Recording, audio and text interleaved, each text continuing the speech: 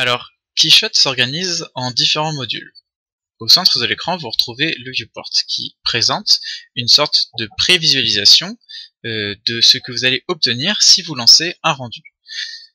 En bas de l'écran, je vais retrouver un menu qui va me permettre d'ouvrir les différents panneaux de Keyshot. Vous voyez, animation, projet, library. Ceux qu'on va principalement utiliser, ce sont library et project. Animation, on le verra dans un second temps quand on essaiera de créer une petite animation d'orbite par exemple autour de notre modèle. En haut à gauche, comme sur n'importe quel logiciel, vous allez retrouver ce qu'on appelle un menu. Donc vous voyez un menu avec File qui permet par exemple de sauvegarder son travail, Edit qui permet de faire des undo ou des redo si on veut avancer ou revenir en arrière. Vous voyez, il y a vraiment différents menus qu'on va avoir l'occasion d'explorer. Les plus importants, je dirais, ce sont caméra qui permet vraiment de manager les différentes caméras qu'on va avoir dans notre scène, qui va nous permettre d'en créer des nouvelles. Et éventuellement le lighting qui sert à changer le mode d'éclairage dans lequel on utilise Keyshot, sachant que la plupart du temps en fait on va rester en basique. Ça peut être intéressant de connaître le performance mode qui peut vous permettre, par exemple si vous avez une scène très très lourde, de travailler sans avoir trop de problèmes d'actualisation du rendu. Alors, mais moi je vais rester en basique. Ensuite vous voyez à gauche, selon moi, il y a une des principales forces de Keyshot, c'est sa bibliothèque de matériel. Donc de base, Keyshot par rapport à d'autres logiciels de rendu comme Arnold ou Renderman par exemple, Keyshot c'est vraiment, ça sert à faire du quick concepting. Alors on peut sortir des très très belles images, mais par contre c'est vrai que ça va plutôt être un moteur qu'on utilise pour du rendu objet, du rendu studio, donc avec souvent un seul personnage, un seul modèle, un petit éclairage studio. Un éclairage studio, c'est un éclairage avec un petit HDRI et quelques lumières, comme on peut en trouver, vous voyez ici, sur la gauche, là, différents petits panneaux. Et donc, en fait, dans Keyshot, tout est vraiment fait pour que vous puissiez travailler très très rapidement. Et ça fonctionne de la manière suivante. J'ai mes matériaux. À n'importe quel moment, je peux juste venir faire un glisser-déposer. Et ça va venir appliquer le matériau.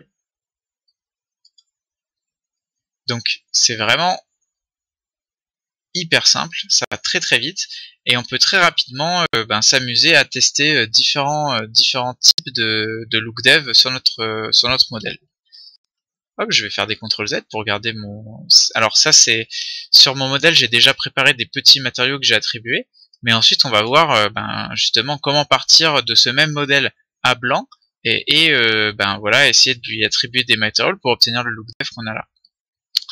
Donc dans cette bibliothèque, vous pouvez naviguer tout simplement en déroulant les petits panneaux. Vous voyez, il y a des petits plus ici. Et je vais retrouver tous les matériaux qui sont listés par catégorie. Donc je vais avoir par exemple Axalta Paint, où je vais retrouver différents types de métaux, vous voyez, très colorés ici.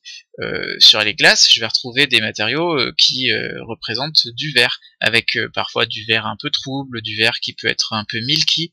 Donc milky, ça veut dire qu'il laisse... il est pas très clair, il brouille un peu la lumière une fois qu'elle passe à l'intérieur. Je vais retrouver énormément de types de métaux différents, des aluminiums, des chromes, des copper, etc. Il y a vraiment pas mal de choses. Et on va plutôt utiliser Keyshot pour du rendu qui va être surtout plastique ou métallique, parce qu'il rend pas très très bien tous les effets de SSS. Par exemple sur un personnage, vous voulez faire une peau, ça va pas être le plus optimisé. Par contre sur un modèle comme j'ai là à l'écran, c'est-à-dire vraiment un mecha où il y a uniquement des parties plastiques, métalliques ou en caoutchouc, là ça va aller, on va pouvoir travailler très très vite et très très bien.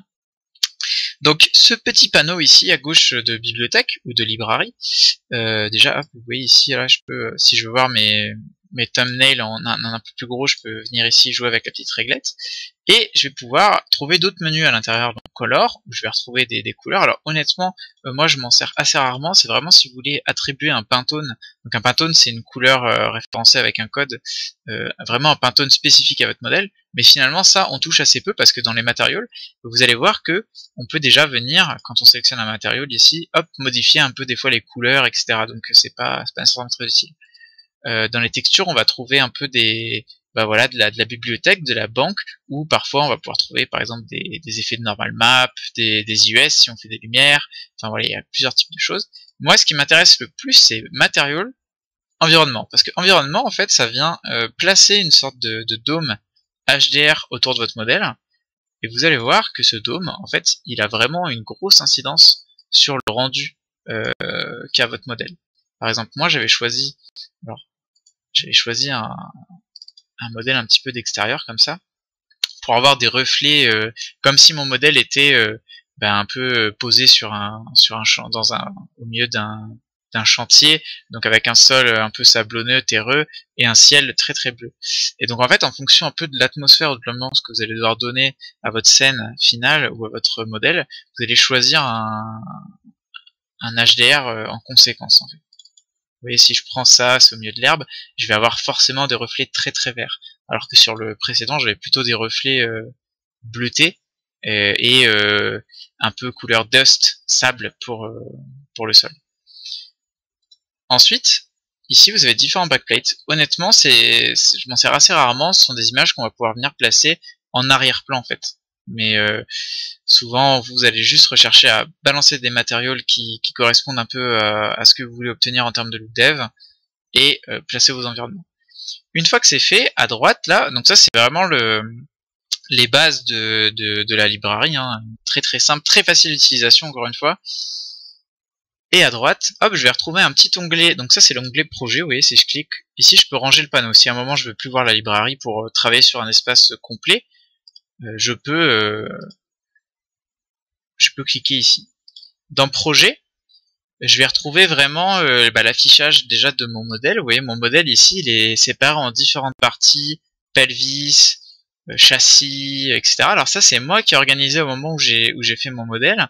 On fera une petite transition un petit peu dans Maya, parce que Quichotte ne présente pas forcément beaucoup d'options pour pouvoir organiser son modèle. Donc ce que je conseille moi généralement en termes de process, de travail, c'est de préparer son modèle en amont dans un logiciel de modeling, comme par exemple Maya, 3ds Max ou Blender, et d'après l'importer dans Quichotte.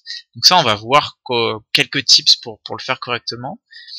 Donc ici, la scène, si je sélectionne un objet de la scène, vous voyez, Quichotte vient me le highlight en orange. Donc ça, c'est assez intéressant. Et si je fais hop, clic droit ici, je vais avoir des petites actions contextuelles. Pour l'instant, on va pas les explorer, mais c'est juste pour savoir que ça existe. Vous voyez, move, hop, move, ça permet de déplacer. J'ai un gizmo de transformation qui apparaît, je vais pouvoir déplacer mon modèle.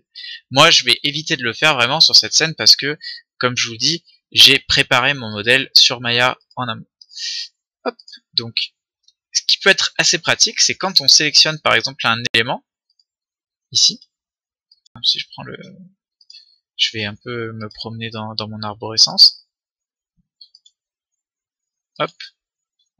Je vais pouvoir venir, en fait, attribuer un matériau spécifiquement à la zone que j'ai choisie, en fait. Hop, là j'ai highlight ça. Si je viens glisser par exemple un matériau ici, vous voyez, dans la liste, dans ce qu'on appelle l'outliner ici de Quichotte, en fait, ça va s'attribuer directement sur l'objet, et donc, des fois, c'est plus précis, plus rapide que plutôt de drag and dropper. Sur des modèles où vous avez énormément de détails, quand vous faites du drag and drop, vous pouvez un peu misclick et du coup attribuer votre matériel sur le mauvais objet. Alors que là, avec l'outliner, il n'y a pas de risque. Hop. Donc, je l'ai pas forcément spécifié, mais un peu pour naviguer dans le viewport, hein, c'est très très simple, ça se fait à la souris. Donc, vous voyez par exemple là j'ai quelques lags quelques lags au niveau de mes performances, donc si je me mets en performance mode ça va être beaucoup plus simple pour naviguer. Hop, donc avec Quichotte vous faites juste un clic droit et vous pouvez tourner un petit peu autour de votre modèle. Donc là votre caméra fait un orbite, c'est bien c'est votre caméra qui bouge, hein, c'est pas le modèle qui tourne dans tous les sens, c'est vous qui circulez. Si vous appuyez sur la molette de votre souris, vous allez pouvoir faire ce qu'on appelle un panneau ou un panner. Voilà. Ça peut vous permettre un peu de vous déplacer. Et avec la molette, vous pouvez venir tout simplement vous approcher ou vous éloigner. Je vais repasser en mode basique. Hop.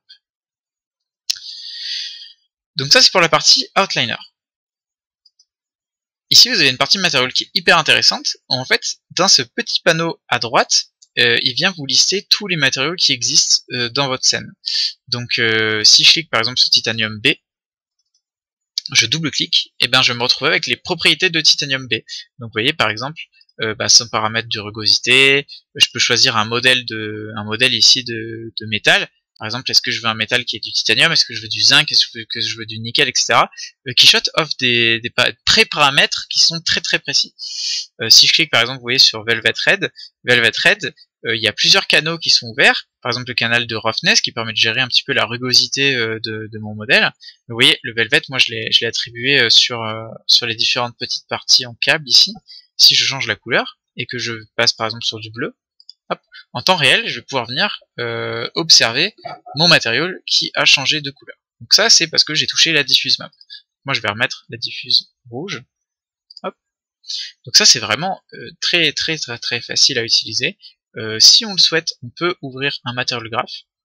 Et dans ce Material Graph, vous allez pouvoir accéder aux différents canaux de votre matériau de manière un peu plus précise. En fait, on va pouvoir voir par quelle étape passe le matériau pour aboutir à ça. Par exemple, vous voyez, il y a du noise qui est connecté en bump et qui après est reprojeté sur la surface. Donc ça, on va pas l'explorer dans cette vidéo, mais si nécessaire, on pourra faire un petit tour dessus. Enfin, hop, ici, sur la partie environnement, je vais pouvoir trouver des différentes réglettes, différents réglages qui me permettent de faire varier un petit peu mon environnement. Donc là, vous voyez, tout en bas, dans Background, je vais avoir plusieurs petits paramètres, Backplate Image, Lighting Environment, Color. Donc si par exemple je passe sur Lighting Environment, je vois mon HDR en fond. Donc moi j'avais choisi sur mon modèle de le cacher. Alors le cacher, ça veut pas dire qu'il ne se calcule plus, parce que vous voyez les réflexions restent exactement les mêmes sur le modèle. Par contre, moi j'ai préféré afficher un fond plutôt gris parce que je trouve que ça rendait un petit peu mieux avec mon modèle que le fond un petit peu voilà, une photo chantier. Sachant que même si au rendu il est possible de détacher l'alpha pour avoir uniquement notre modèle, moi je préfère quand même travailler souvent avec un fond de couleur unie comme ça ou un petit peu dégradé. Sur la rotation, alors hop, là je vais activer juste pour que ce soit plus simple à visualiser. Si je commence à faire de la rotation sur mon HDR, vous voyez c'est l'HDR qui tourne, et du coup naturellement si je fais tourner l'HDR, je vais avoir un effet d'éclairage qui est un petit peu différent sur mon modèle. Donc ça, hop, si je redésactive l'affichage, vous voyez, je fais bouger ma réglette et l'éclairage sur mon modèle change. Hop, vous pouvez rentrer une valeur manuelle, par exemple moi j'étais à 33%, 33 degrés pardon. Vous pouvez aussi régler la hauteur, vous pouvez régler la taille. Donc ça c'est vraiment des choses, moi je vous incite, si vous êtes sur Keyshot, à jouer un petit peu avec ces paramètres pour comprendre comment ils fonctionnent, parce qu'ils sont vraiment très simples, donc normalement vous devriez pas avoir trop de mal. C'est à peu près tout. Maintenant ici on va pouvoir retrouver l'onglet caméra. Et l'onglet caméra, vous pouvez le retrouver en haut à gauche si vous voulez passer par exemple d'une caméra à l'autre. Voici comment on procède. Donc ça c'est vraiment la base de l'interface de Keyshot.